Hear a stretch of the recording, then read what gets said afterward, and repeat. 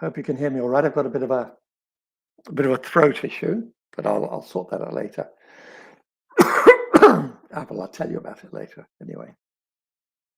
So thank you for being here. I might just garble for a little while as people realize we're on and come and join in, etc. We're expecting about 20, 25 people today, but and mostly from the States, because that's how we've kind of figured out the best timing at the moment. It's really hard to make a time that works for both the UK, where there's a lot of people who want to be on, and the States and Australia and New Zealand. So everybody today, unless there's some really, really keen night owls in the UK, is going to be from the States or Canada or Australia or New Zealand. So welcome to all of you. I've got to see, there were a lot of questions came in earlier, which is great. So you put them up on the website. So what I'm going to do is I'm going to go through those, and then I'll jump off and answer other questions as you bring those questions on live. And by all means, to respond to what I'm saying as well. I'm not particularly good at this, I have to be honest. I try to be coherent. I try to stay on topic. But of course, as I glance on the screen and look at your questions, that can throw me out a little bit. So please bear with me, and let's see how we go. So I'll just so hi Bat, do I have access to season 2 scripts of Jane and the Dragon? And would I be able to share them on my website? Yes, I have access to them. We didn't write very many. We wrote or mostly it was myself and my daughter. It was actually only myself and my daughter who wrote them.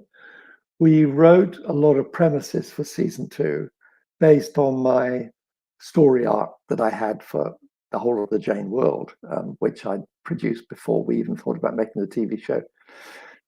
So we were writing some stories that were to do with the big changes that might occur. I did the same in the first series. There were certain episodes which were very important to the curve of Jane and Dragon's story, and discovering runes and how the sword worked, and different bits of information that were necessary. So I wrote those with my daughter as kind of parts of the story arcs. I often gave them out to the writers to write the final script. So that's what happened with season 2 of Jane.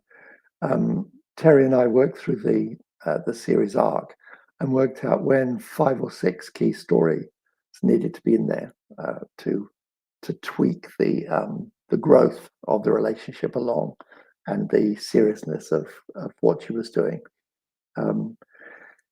But that was all up for grabs, because it may well have been that if we'd made season 2, we wouldn't be able to make it as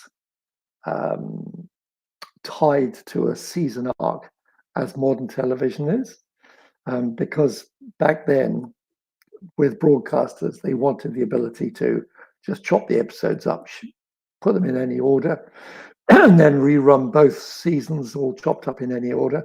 Now audiences are very sophisticated, even young.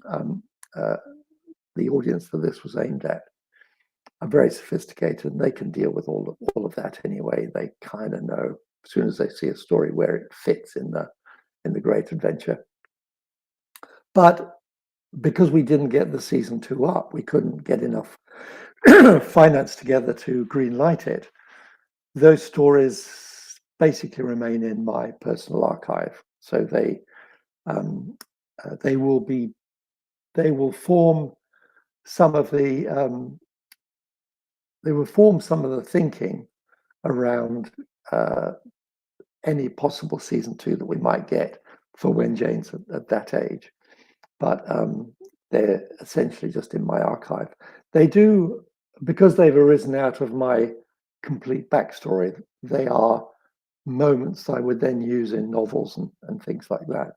But as completed scripts, I won't be releasing them, because things move on and I might want to figure them around. So hello to other people joining. I've just been talking about the season 2 scripts. Hi. Enemy Done. So some of the other questions, and I just wanted some general chit chat before we get on to the new questions. A lot of you, well, there's been a lot of discussion online around taking Wonderland. Thank you to everybody who's new to me and to my books, who've come on board and are following me because they've been introduced to taking Wonderland through either Goodreads or Amazon, or it's been promoted to them through other readers. Thank you for all this growing interest. Thank you for the responses. Both, I'm very excited that I know I have really good ratings, and that most people are being very generous in their responses. And I read all the comments. I really welcome the comments. But I wanted to use this moment to address some of the people who are not really commenting about the book because they're not reading it. But they're just not going to read it because, in their view, the Alice books and the Alice story are sacrosanct. They shouldn't be touched. They should be left, in a sealed vacuum of its time and date. And I do understand that. I've got books and things that I love. I would hate people to be messing with them. What I've tried to do, and why I think my book is different, is I'm not trying to take the Alice stories as they are and write more Alice stories, or kind of take the existing world as a dream landscape and just build on those stories. The premise, those of you who are cross about it and haven't actually read the premise, is that Wonderland is a real place, and the book itself is like a Da Vinci Code. It was written by someone, we will find out who at some point, who's trying to keep the place safe. And we believe it's the original Alice who fell through there. And she's uncovering the secrets of Wonderland. So it's like a Da Vinci Code. It's a murder mystery. It's a thriller. And because I love the original books and I love all the characters, I'm not building on what's there. I'm treating the book as if it was a real event, but not about real things, if that makes sense. So it doesn't interfere with and doesn't expand on any of the original characters. It's a complete other take of itself. Those of you who are enjoying it and loving it and are pushing hard that I get the second novel finished. A little update on that. I'm only a few chapters away from finishing it, but I'm also quite a long way away from doing the edit through the whole book. The reason I say that is, in writing the final few chapters, there are things that I need to seed back that I can only build into the novel once I have nailed exactly what's happening in the last few chapters. I mean, I know the narrative, I know what's going to happen, I know why. But those of you who are familiar with the book so far, I'm having to create riddles that are based on the actual book as if they were written as riddles in the original books. And that's taking a lot of mental gymnastics to put that together. Sorry, somebody just said, can I keep my hand still? Very good note. Yes, I'll keep my hand still. So thank you for all of that. Thank you for your ongoing interest. Oh, lovely. Thank you about that retrospective. That'll be lovely. I look forward to that. And thank you for your kind comments on on enjoying the show. Just on that, I don't think I've put anything up on the website yet, but I want to say thank you to all the wonderful folk here in New Zealand that I met at a recent recent events. The first time I've ever been to a medieval fair. What is a medieval fair? I'm sure some of you know what that is, but here. It's actually called a medieval market, and it's a market that takes place in a town quite close to me, about half an hour's drive away, where it's themed medieval. So they've got blacksmiths there, and they've got guys and girls running around in costume. It's kind of cosplay, but with a lot of market stalls, and they encourage as many of those market stalls to dress up uh, as medieval stalls and to try and be in spirit with the theme. So I and my dear partner Sue, we decided we'll give it a go this year for the first time. And we did up a gazebo as a medieval tent. And we took Jane, my standee of Jane, along, and I dressed up as a kind of a jester, not my jester, and was basically allowing people to take their picture with Jane. Selling a few books, but it wasn't about selling the books. It was about just seeing and reawakening that interest, seeing who was out there.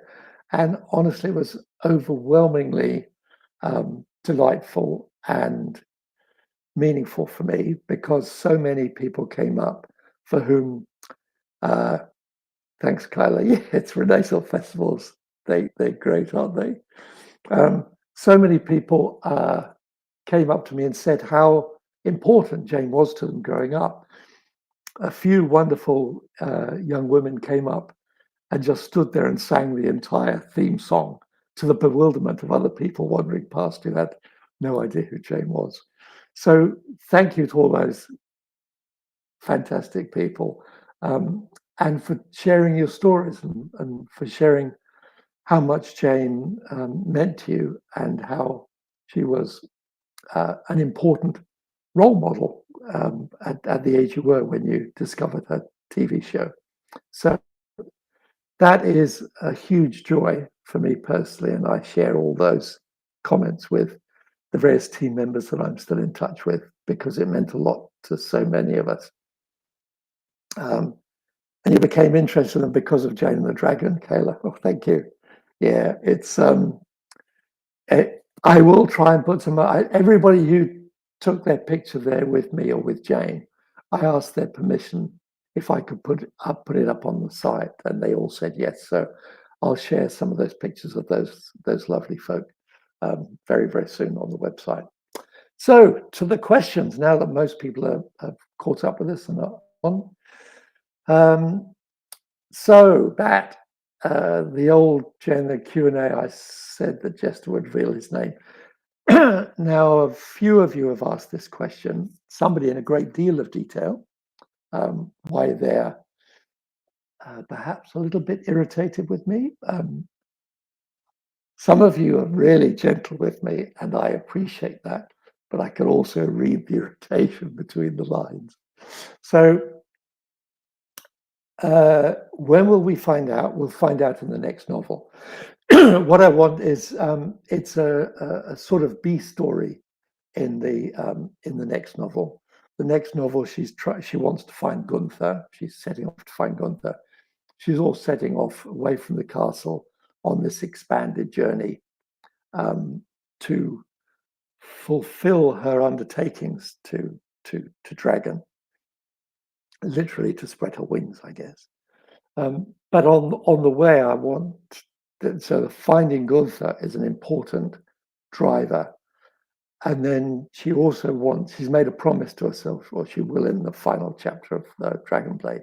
She's makes a promise that she will go and find his parents, because she knows that they're a traveling troupe who left him there for the sake of his education. And she believes there can't be too many, Italian Romany entertainment groups traveling around Brittany and greater Europe and the UK. So call it the UK, it's not, of course, back then. So she's going to make that, and that'll be an interweaving story as part of the greater, the bigger story thread of Jane's journey with Dragon. Thank you. Yes, a lot of people love Jester so much and are very cross with me about what's happened to him.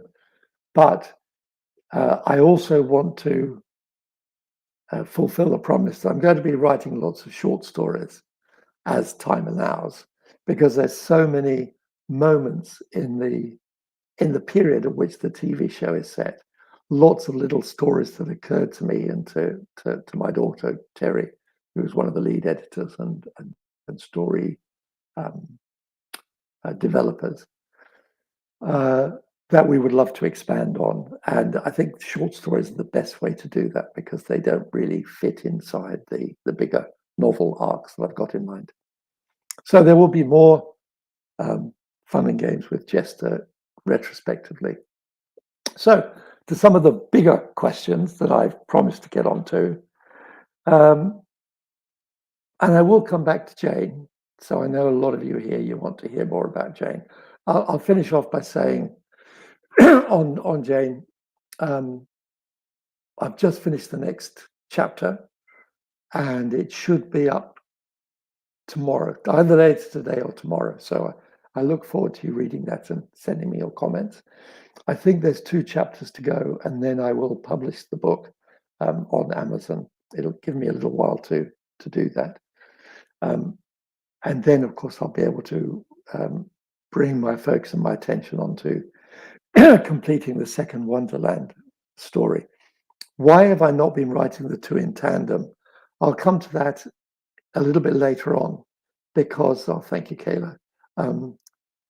I'll come to that a little bit later on because a lot of you, and I think Kayla and your sister were asking this, you wanted some questions about how I approach writing and writing craft and so forth. So I'll come to all that at the end and talk a little bit why I don't write the 2 in parallel. So that's one question, the Jester question. What are my creative, a couple of people have asked this, what are my creative inspirations and how do they feed into my work? I think one of the things that writers are is they are they are magpies. They see shiny, sparkly things and they hoard them. I'm a hoarder of ideas, a hoarder of moments. And sometimes those moments will coalesce into a coherent story narrative. Or sometimes they're moments that are just in my treasure chest of moments, many of which I've really forgotten they're there, until a character or a story idea comes to mind. And then suddenly I realize that I can use these story moments that I've been collecting to be the catalyst for that character's story. It's a little bit hard to explain that out of context. So I'm going to talk through a few of my books, just as very specifics on those. I've talked about Jane before in this regard, that it was kind of 2 stories I was writing. One was I wanted to write about a girl who, like a modern fairy tale about a girl who wanted to be didn't want to be a lady in waiting, she wanted to be a knight. And then in parallel, I was writing a story about the last dinosaur and trying to imagine what it would be like to be the last of a species. And those 2 books sort of came together in a weird way. But some of the others, my children, I've got my son Theo and my daughter Terry, they're now in their late 30s. One's 40 this year. You reach a stage where you forget the age of your own children just by a year or 2 because you forget your own age. But when they were very young, they used to get a little bit irritated. They could see me scribbling a note down if they'd done something or were in trouble at school or they had a question. And often it was their questions that would be the springboard. And here's one of them. It came from my son, Theo. And he asked me quite a very reasonable question. Why do you love me? So that's actually him and that's me. And that's a complete steal from a conversation that I had with my son. Obviously, I've packaged it in a way, but it's trying to explain what, to a young child, what what are the what is it that ties people together? Because you can't buy love, right? So he's like, do you love me because I'm strong? Do you love me because I'm brave? Do you love me because I'm good? Do you love me because blah blah blah, all that sort of thing. Um, and then it's some such an amorphous and interesting discussion. And I tried to encapsulate it into a book. And the book did very well. It did really well amongst dads. It was also used in the prison service here in New Zealand to help men who had unfortunately they'd had literacy problems. They'd had tough upbringings and hadn't learned to read. And I had a reach out from one father who reached out to his son as a result of then reading this book, because it was being used as a teaching resource too, because the writing is very simple, but the theme is very important. And a lovely letter of reunion from that father and son who had been estranged for most of their lives. So you never know where your book's going to touch people, and that was a beautiful thing. But you don't kind of set out, or I don't set out usually, to try and change the world. I don't I don't believe I have enough wisdom to do that. I might accidentally have a good idea, which other people find at the right moment in their lives as having value to them. But I think writers have to hold on to their humility, because, we're not sages, we're just storytellers. And sometimes those stories make contact to the heart, and that's a wonderful thing. Slightly on that note, a slightly more serious one. I know I've blogged about this before, posted about it before, but it was Dragon Island. So that one literally did come about as there was another New Zealand writer and myself who were going into schools talking about writing to young children and to teachers. It was part of the Writers in Schools program here in New Zealand. And a young teacher took us into the school library and they said, look, I don't have any books for young 5, 6-year-olds about the consequences of violence, particularly the consequences of domestic violence. And understandably, right, it's very hard to, even if you're an expert in that field, to write a book which is both accessible and talks about that in an appropriate way to young readers. And I would meet up with that writer who was in the library with me almost every year at conferences, and they'd say, have you written it yet? Have you got an idea yet? And we just didn't. And it was 20 years later, about 20 years later, that I almost woke up with the idea that of Dragon Island being a place where it's kind of licensed to allow violence to be the theme, because dragons smash things and break things and burn things and fight and what have you. And for one dragon to say that's not the way, that's not good enough. And his motto was make, not break. And so the story became him trying to persuade the other dragons to live a less violent lifestyle. But you couldn't create a happy ending with that, because you can't ask a child to change its environment and suddenly make the playground safe or make their own home life safe. So you can't, if you like, dump on them twice by then saying, oh, so you didn't resolve it in your home. So in the end of the book, the dragon, this little dragon, he tries to change everything on Dragon Island, but he can't, so he leaves. So the message being, if you try to change your circumstances, but if you can't, lead by example. Just don't be violent, step away from violence, and leave a violent relationship. And that book's been taken up particularly by women's refuge movements around the world and in schools as a tool for just a backdrop to be able to have that discussion with young children. So that was, if you like, where do your ideas come from? That was an idea that was a challenge from a young teacher. Please, can you create a book that's appropriate for the classroom? Scholastic were very brave and they published it. I've now got the rights back because I want to do a new edition. Well, I've just done a new edition of it, and I put it up on Amazon, but there's a mistake in it. I actually made a text mistake, so I'm just going to upload the new file. So if you're interested in that book, please wait for a couple of weeks till the new file's up there. I actually did a typo. Okay, so that's that one. And then this one here, Baby Floats.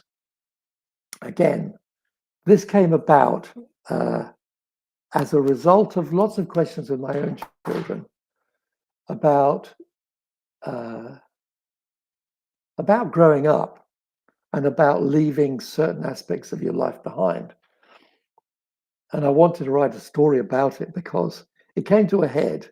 And there are a few moments, and all parents will know this, and kids know this, that you do something when you're a certain age and it's funny and it's cool. It's, oh, look how cute that is.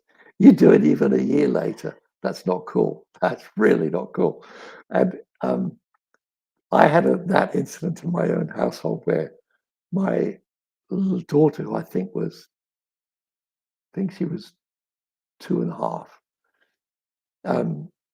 she reached up and grabbed some icing off the birthday cake that my partner had made for her birthday the night before, and she grabbed a bit and was licking it. We go, oh, she wasn't disciplined yet, just a 2-year-old for grabbing. But then my 4.5, 5-year-old son thought, well, if that's funny, they're laughing about that. It'll be even more funny if I rake an entire handful of icing off the cake and eat it. No, it wasn't funny. Funny that. So, but you try to explain, and you use those moments as opportunities to talk about age-appropriate behavior with your children because it's in the moment and it doesn't seem fair, right? And then so I did that. There was that one. There were a few of them, but then the second one was a bit heartbreaking. My son came home, and I think he was 6, maybe 7, no 6. And he was really upset. He went to his room and he was crying. And he wouldn't talk about it. And went up, had a cuddle, said, "What is it? What's going on?" And he said, "You've got to tell me the truth. You must tell me the truth." I said, "What truth? You've been lying to me, haven't you?" What do I mean? I've been. And turns out he was defending the existence of Santa Claus with some heavyweight boys in his class who had been told very, very early on in their lives that Santa Claus wasn't real. And we'd kept the myth going in our household for our daughter. And so it's one of those moments where he sat down and go, yeah, no, he's not real, and all the rest of it. And I'm sorry you got into trouble at school and all the rest of it. But what was really lovely is he came and we said, but please, don't tell your sister. So it became this rite of passage into adulthood. It's like, now you're in the club. You're in the adult club of knowing. You've grown up. You've grown up from being someone who thinks Santa Claus is real to an adult who knows he's not real. And there's sadness with that. There's loss with that. There's the grieving that goes with that. But then there's also I'm now an adult. I'm in the club. I've progressed to the next age group up. So aging comes with those pros and cons. And I wanted to try and coalesce those ideas into a storybook. And so Baby Floats is kind of that. And those of you who haven't read it, I won't spoil it. I'm going to relaunch it. I've got the rights back, so I'll relaunch it on Amazon soon. But it's about growing up. It's about things that you thought were possible, and then you realize they're not. And life as a parent is a kind of a series of you go through a process of grieving the loss of different elements of your child's childhood. So, baby in nappies gone, kid in the sandpit gone, child before going to school gone, child, So you have to enjoy as a parent and be in the present, and not wish those times to go quickly. Or won't it be easy when they're out of nappies? Won't it be easy when they're at school? Won't they? Because those times never come back to you, and you've got to try to live them for all their challenges and enjoy them. And it's the same for children, trying to help children understand there's a time, and then you grow a little bit older and there's new opportunities, but those other opportunities are okay for younger brother, sister. So again, it turns out it's a book that can be used in the classroom for those moments. So anyway, that's just a few examples of in answer to that question. So I'll move on because I'm spent a long time on that one. Audio updates. I've got, I think, Nodule, you can hear it, can't you? I've got a crackly voice. It feels like there's a frog in my throat. I think that frog is a little polyp, actually, it's like a little benign growth. And there may be a series of them sitting on my larynx. And it feels like I want to cough it out, I want to get rid of it. And I can sort of talk around it if I put on a funny voice. I can find an area in my voice where it doesn't affect it, which would be okay for some audio book. If I'm just doing silly voices, I can I can get down underneath it, I can get above it, I can get very squeaky. But in my middle of my voice range, my natural voice range, when I'm not putting on stupid voices, that's where these little nodules seem to be. So I'm seeing a specialist in a couple of weeks' time. If I'm able to have surgery for it, I'm going to have the surgery and get the polyps removed, and then I'll be able to do the audiobooks. So I'm dying to do them. I really want to get the audiobooks done, both for the Jane and the Dragon books and for all my books, really. I'd love to have them all out as audiobooks. So that's the update to that. I'm sorry, it's a medically thing. If it turns out it's not polyps and it's just age, thanks, Kayla. Yeah, I'm sure it will be fine. I think it's just got to have them a little snipped out. Then I think I have to gargle with ice for a while and rest my voice for a few weeks, and then I should be fine.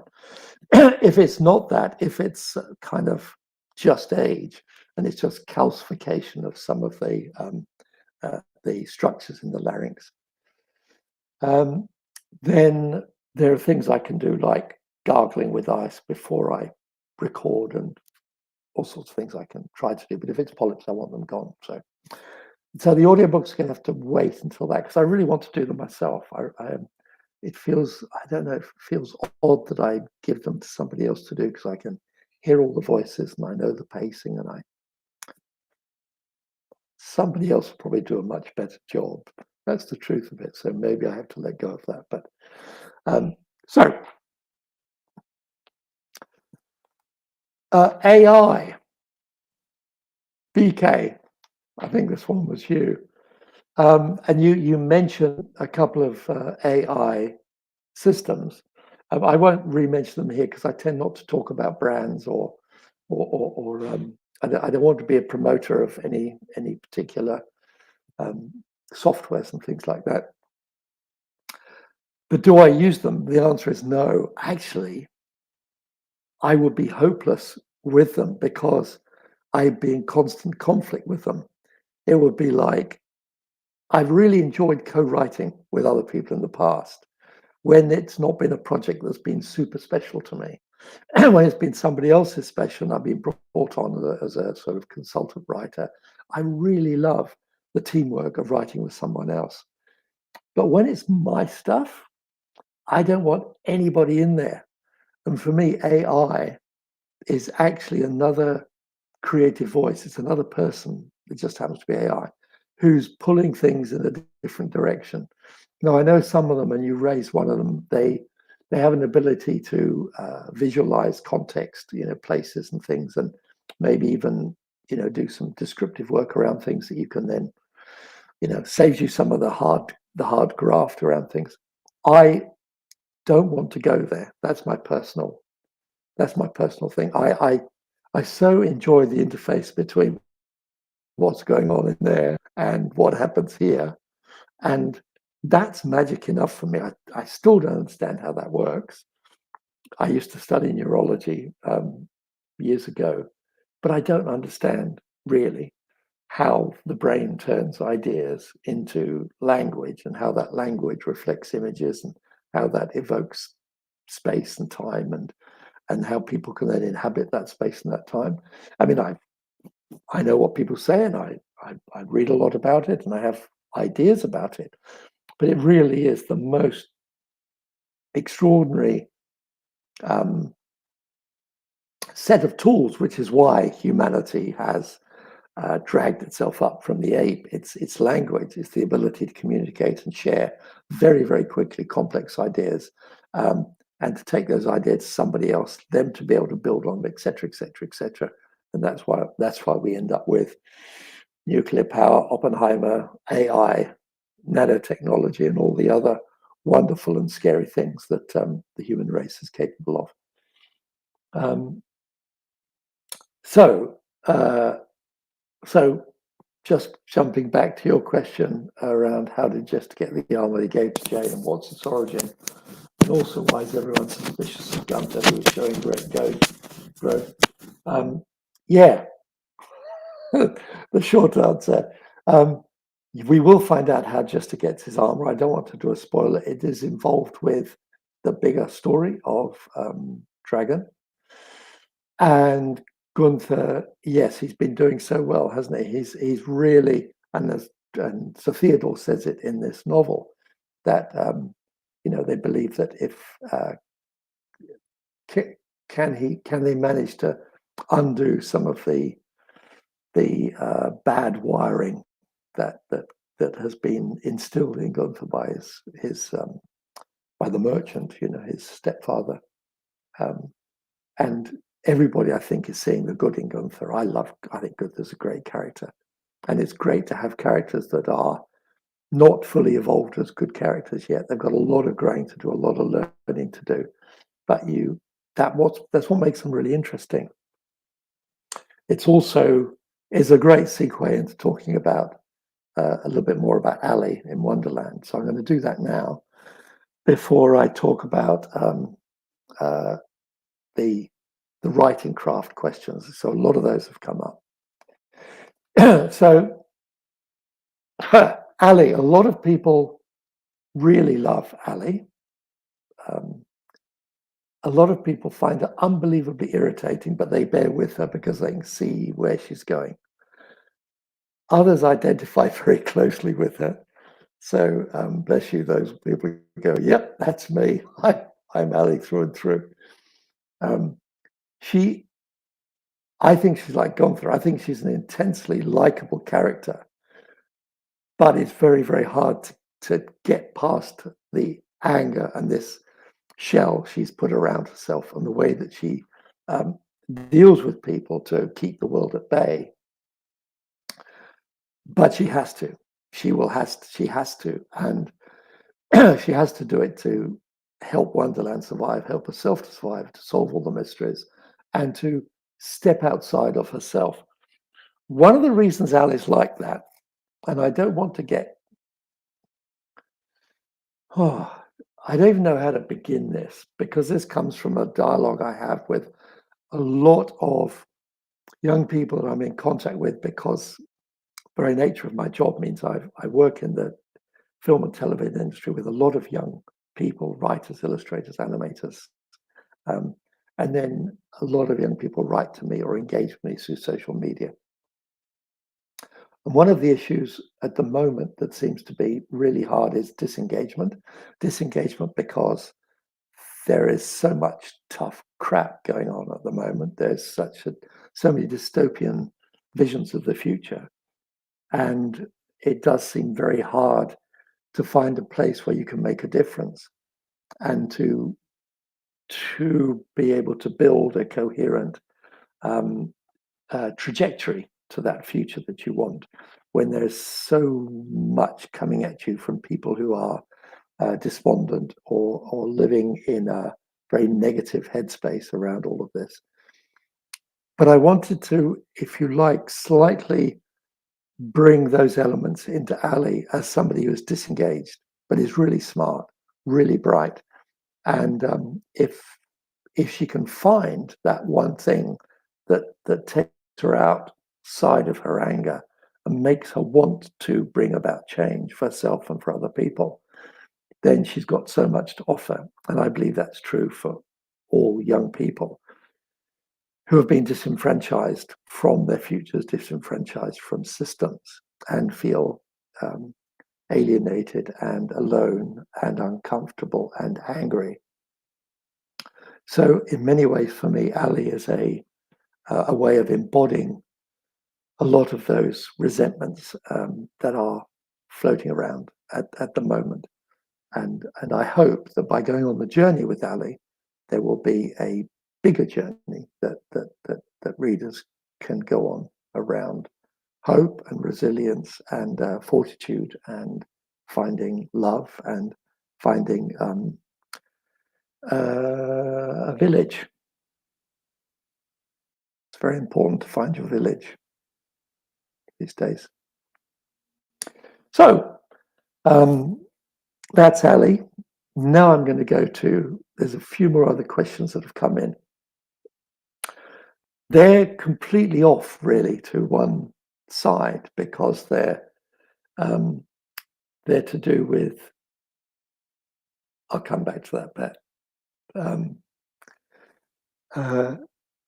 They're to do with creative writing, but there's another couple of questions about Ali that people have been asking me around mindfulness and meditation and yoga and what's my experience of that and why did I feel it was important to put it into the book? And does it become an important part of the book? Well, it's a very important mechanism in the book. It's a mechanism for for one of the aspects for how you can enter the alternate universe, because the alternative universe, which they're calling Wonderland, operates slightly differently. And so without getting, I don't want to go all pseudo-technical because that's what it'd be pseudo-science. Let's say that there is a frequency entrainment issue whereby you can't be in and see and operate in this parallel environment if you're not, if you don't slow down, if you like, the frequency at which your body at an atomic level is operating. And there's a lot of discussion in medicine around that, and has been for many years. And I was involved in a lot of that discussion early on in the 70s. So what was my involvement?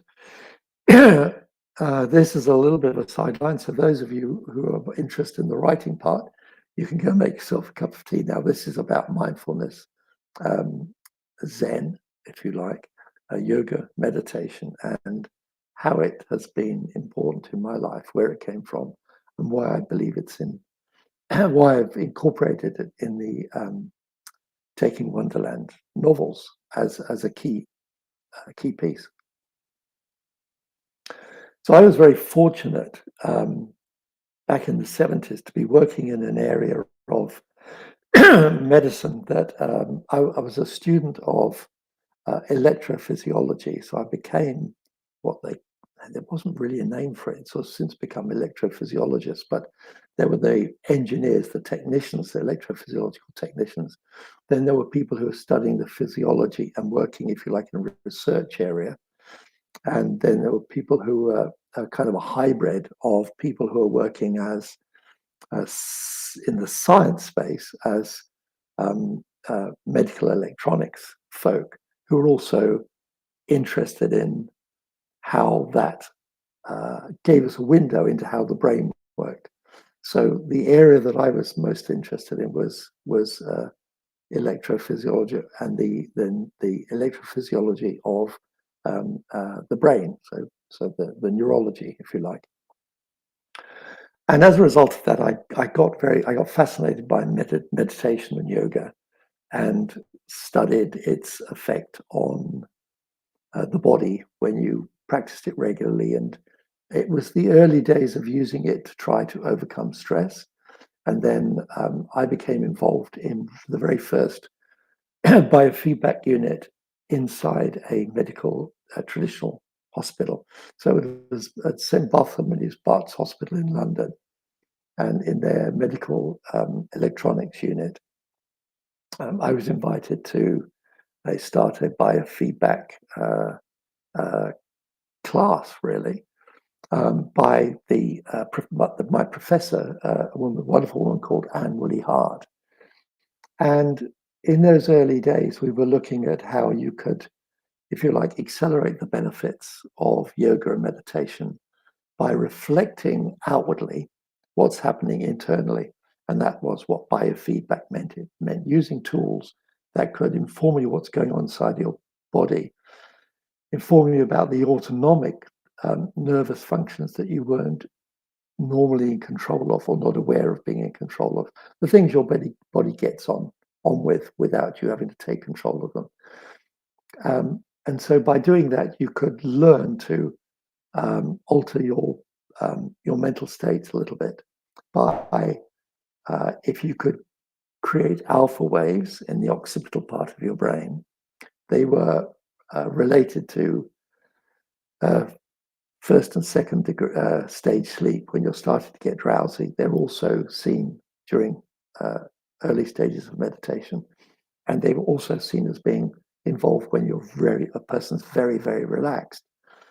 So this was just reading the brain signals from people when they were in meditating and various forms of relaxation and in first stage sleep. And then saying, well, if we can actually show people that's what's going on, then they can do more of that. So systems were created whereby when people were creating alpha rhythms, which are 7 to 13 cycles that appear at the occiput back here, if you like, close to the visual center of the brain, it was a sign that you're in this first stage sleep or in meditation or very, very relaxed. So people who were meditating or doing deep relaxation or mindfulness, if they were wearing electrodes on the back there, just picking up the EEG signals, the very millionths of a volt that are coming to the surface of the brain, you can measure whether the person was in an alpha state or not. Then what you could do is you could turn that into a visual display, like going from a red light to a green light, so that when the green light appeared, the person would go, oh, I'm actually producing alpha waves. Oh, this is what it feels like. Oh, what was I doing? Can I do more of that? If I do this, if I breathe like this, if I start fantasizing about that rather than focusing on this, I seem to be getting more of it. So that was the basis of biofeedback. And it became a very popular technology in the mid-70s. And it wasn't just the brain waves. There were things called galvanic skin resistance meters where you can measure the amount of sweat being produced here in the palm of the hand. And that was a good sign of, when your flight or fright response was being agitated and switched on.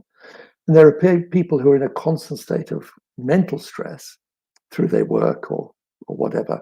And that was putting their bodies in this state of flight or fright. And that's not very useful to the body because you're not fighting a lion, you're not running away. And yet all those effects are happening on your body as if you're doing that. And then you get things like Raynaud's phenomena, where your hands are very white and you're not getting the blood supply to them. But I won't go into all that here. But that was the area that I was working in, and it led me to do a lot of research into yoga and meditation and its effects on the brain. And I got to meet amazing people that were practicing yoga and meditation, and they taught me, and I used mindfulness, and I met people who were practicing Zen, and got to meet people like Krishnamurti and other people for whom the Zen philosophy was a form of an entry into understanding what mindfulness meant. So, yes, I practice mindfulness. I have practiced Zen and yoga meditation since the mid-70s, so you can work out how many years that is. I think it has had a positive effect on how my ability to deal with stress and physically to be reasonably well in my early 70s. But mostly, I think it's given me insights into how the mind works, and I use those in my writing process. I understand the cycles in the brain when you're attentive, when you're if you like daydreaming, and how to use those appropriately. And there's a lot we now know that can help in whatever field of work you're doing, but particularly in writing, to be able to use that rather than fight it. So anyway, that's a little piece on mindfulness and my life and experience in it. So now I'm going to go to writing, and this will be the last, say, 10 minutes of this session. And I noted down, because a lot of you had asked questions about this, so I noted down what I think are some of the key writing tips. Now, some of these all seem a bit harsh, and they're not tips for everybody, all right? I'm not a teacher of writing. So when you ask me, what are my tips? These are things that keep your hand still, Martin. These are things that work for me, that I use. And if they work for you, great. If they don't, that's wonderful too. But you give them a go and see if they help you. And this is more about the process. It's about creating an environment whereby you can write, all right? So some people ask, when do you write? Well, one of the things that, here's my hand again. One of the things that I noticed in my research when I was working in biofeedback was the rhythms of the brain. And there are different cycles, but in general, you have a kind of an alertness cycle, which is roughly 90 minutes, where you can be alert and really active for between 20 and 40 minutes. Then you start to daydream.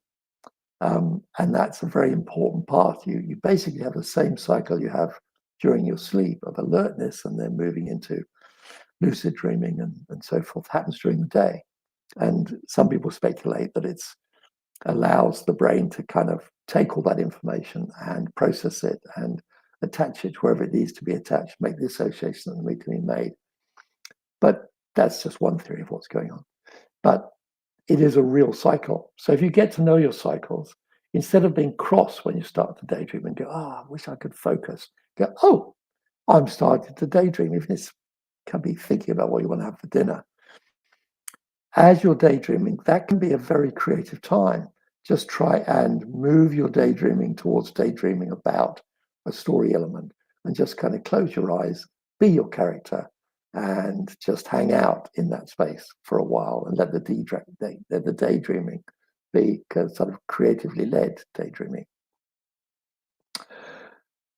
But there's a slightly more practical side to this, which is sometimes when you're in the very alert phase, I call that the editorial schoolmaster or schoolmistress bit, where you're very pedantic and you're not really in a creative mood.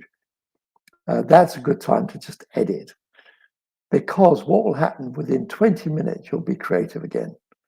So you can actually just go, okay, I've suddenly gone into this phase. I use that phase to edit what I've already written. And it might be when you first sit down, you're in that mood. Nothing's coming, you're not daydreaming, nothing seems to be happening. Just go back and rewrite or edit what you wrote the day before. And slowly that kind of gets you back into the world, gets you back into the characters, gets you back to where you were when you left off. So you're inhabiting that space again. But also it means that when the creative switches, you're there. and you're ready to run with it. And it's a lovely feeling. You can kind of feel it coming on, and you get really aggravated if you get disturbed. And so this is point number 2. Don't be disturbed. All right. When I first wake up, it's really good to do some writing when you first wake up, because you're still in that slightly daydream phase. Just get up, even set the alarm early if you're having problems with finding time to write. If you're holding down a really busy job or whatever, just try as an experiment to set your alarm clock an hour early, wake up, make a cup of coffee or a cup of tea. Do not switch on any computers, any social media. Don't switch them on. Yeah, well, I write with them. Don't write with a pen and paper. Or as I do, write on a computer that's not attached to the internet. I keep one old laptop which has no internet, which is just for writing. And I just use the USB stick for taking everything out of there when I've written it. And I can't be disturbed on it. The other thing is, put your phone onto mute. Some people find that really hard to do, okay? But there's nothing worse than being disturbed by your little technical helpers, because they're not technically helping you. They're being irritating little, are we there yet? Are we there yet? Oh, come and give me some time. Come and think, oh, I've got a message. Oh, somebody might love me. Just turn it off. Please turn it off. You don't need it 24 hours a day. You certainly don't need it there when you're trying to focus on writing. So turn off all the alerts, or mute it, or put it on, just simply put it on on flight mode. But please turn it off, and don't go, oh, I'll check my emails before I turn it off, or I'll check my social media before I turn it off, because then what's your head full of? It's full of all that stuff. I wanted to call it somewhere else, but it's full of all that stuff. And that will engage your brain in all the wrong things. You want your slightly sleepy, not quite woken up brain to be focused on your story. Then, when you've done that for an hour, then pretend you're waking up again and have another cup of coffee, switch on your social media, check your emails, go off to work, do all your usual stuff, but give yourself that space. In that going offline, that's actually was my point number 5. I've jumped to it here, but going offline is one of the issues people raise is people as your friends or your colleagues or your social network or your family or your business will be irritated. You've got to teach everybody in your life that this is what you do. Don't let your life be run by these devices. You have to run your life and let these devices support you. It's the only way to be a writer. I absolutely promise you this. You must not be subservient to these devices. And by train your friends, this is what I mean. My family know it, my friends know it, my work colleagues know it. I only go online twice a day. I go on twice a day on my terms when I'm ready, and I read all my emails and I respond to all my emails. I read my texts, I respond to my texts, and I put into my emails and into my text, where you can, depending on your system, automatic responses that say, I'm currently writing, my devices are off, I will be checking my emails later. If it's urgent, ring me. That's the really important one. If it's urgent, ring me. Nobody will, or they're very, very. Now, if one of your children is suddenly taken to hospital because they've fallen over in the playground and the teachers are trying to get hold of you, they'll see that text, they'll ring you. They're probably going to ring you first anyway. So I usually don't switch the actual phone off. I just switch off all the alerts, right? Because I want people to be able to reach me in an emergency. But this is a training. You're training yourself and you're training your friends, you're training your family. people will not then be upset. They will know, oh, I'll wait. I'll hear from Martin at the end of the day, or I'll hear from Martin at lunchtime. Make it work for you. Don't be a cork bobbing around on the ocean of all these alerts, all these triggers, and they're triggers. They're triggers to turn your brain into thinking about what what all these various commercial enterprises want you to be doing, rather than getting on with your own stuff. Software. What software do I use? It actually doesn't really matter what writing software you use. I usually, so I'm not going to promote any particular one here. There's free ones and there's ones you pay for. So long as you can save it as an RTF, then it can go, rich text file. Save it as an RTF, so all your formatting's in there, and then you can take it into anything else later on.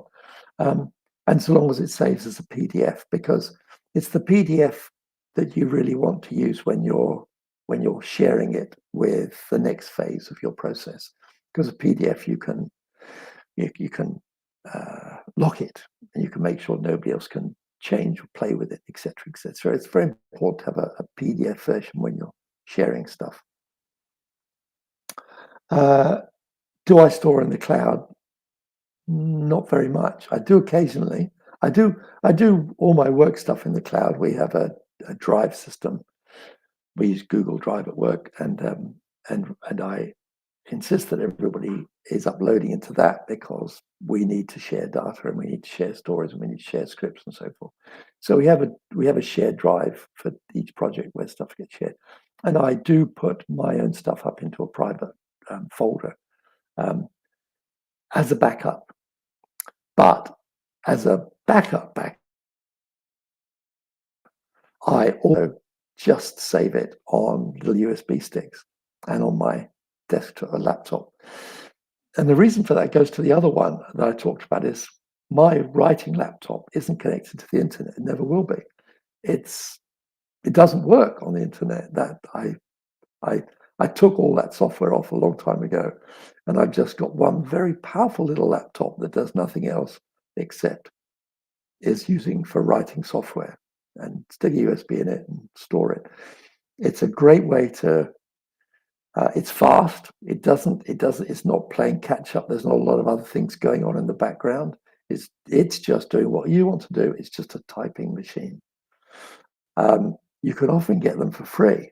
You can often get those sorts of laptops because nobody else wants them down at the local tip. So doesn't need to be on the internet. Okay. So can't read my writing on this one. Oh, be very systematic about naming your files. It's really, really, really, really important. And it might not seem it early on, but you will get lost. You will get lost about which version of this, did I update this? What did I do with that? I'm sure I have a better version of that paragraph. Where did I write that down? You need to figure out how you work and figure out how to capture all that information and make sure it's the right versions.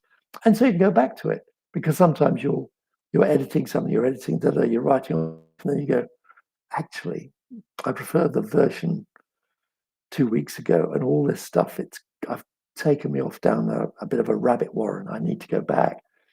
And a lot of people write over and don't save the old version, so they can't go back and say, actually, what I did 2 weeks ago was much, much better. So be very, very process driven about that, because that's the bit where you've got to use your left hemisphere. Let your creative go wild on all the other stuff, but use your left hemisphere, your grown-up editorial version, to do the rest of it.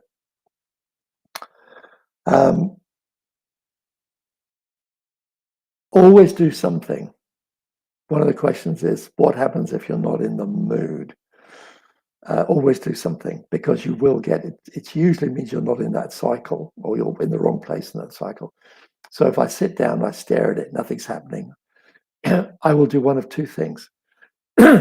When you're on a roll, when the writing is going well, you can leave out lots of things that you can backfill later because you want to be getting the story out. Some people do it almost just through dialogue. They don't say who's saying what, they don't say what's going on, they don't say where the characters are. They've just got this incredibly vibrant dialogue going, which is between two people, which is explaining what's going on. It's really, really important. They just type it, get it all out there. Later on, then, when you get one of these gaps where nothing's really happening, that's when you go back and you write.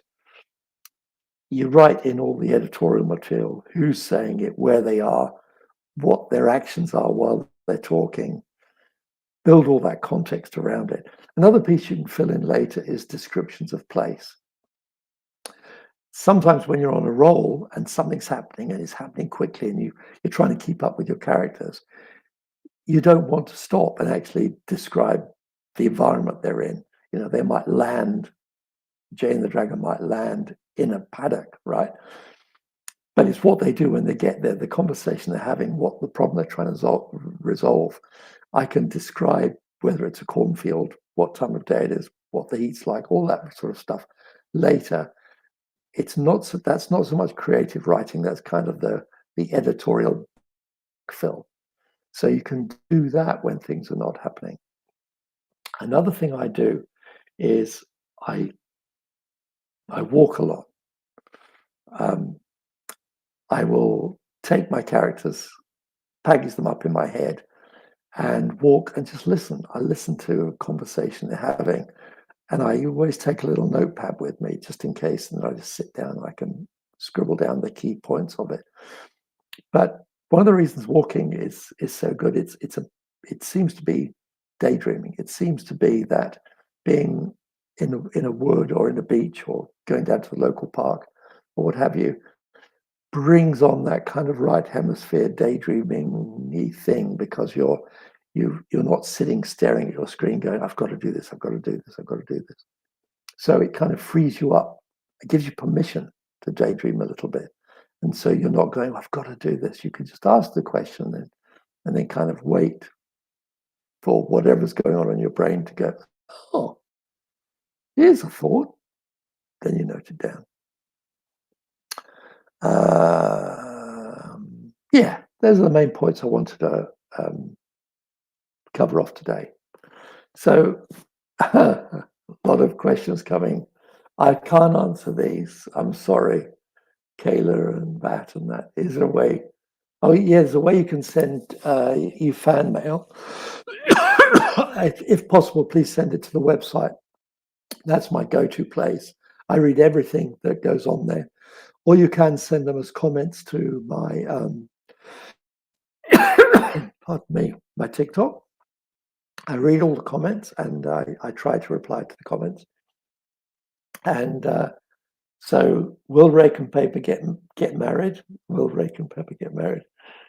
I'm not breaking any secrets by saying yes. Yeah, they will. They definitely get married. It's a big event and it's a beautiful event. And yes, your previous question about the significance of Jester's name. Yes, it is significant. And she learns a great deal about him. And it essentially goes on a mission around it. And it does reflect the various earliest conversations about the armor. So I will answer them, I promise you, but I can't do it here because it's too much of a spoiler. But it forms part of the second novel. So look, thank you all of you who've been with me today.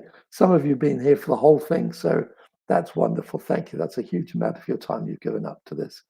And what we'll try and do, we'll try and cut this up and drop it in on YouTube and TikTok and Instagram, etc., etc. And we'll try and make it coherent. I'll try and chop it up and put little text things about what on earth I'm talking about. So thank you again. We'll try and do another one soon. Those of you who are writing, those of you who are big readers, please send in all the different questions. I love engaging like this. Those of you who write know it's quite a lonely occupation. So being able to have time with people who are part of your village. That's all I can really say. You're all part of my village, and I thank you for being in my life. So until next time, bye bye.